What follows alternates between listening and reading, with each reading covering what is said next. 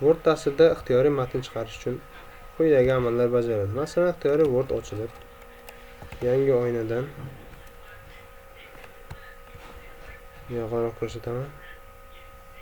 Bizda teng belgisi qo'yilib, lorem qavuschiga nechta abzas kerak bo'lsa, masalan, menga 20 ta abzas kerak. Qavus ochdim, 20 ta yozdim, qavusni yopdim. Va enter tugmasini bosadigan bo'lsam, menga 20 ta abzasli so'z chiqarib beryapti. Bu taxminan bir list bo'ladi. Buni tagidan yana bizga ixtiyoriy yana matn kerak bo'lsa, yana teng belgisini qo'yib, lorem qavus yana 15 ta bo'lsin, mayli. Menga yana matn chiqarib berdi. Listlar soni 2 list bo'ldi. Endi buning ichidan biz masalan ixtiyoriy bir matn qidirishimiz uchun kerak bo'ladigan so'zlar yozishimiz mumkin.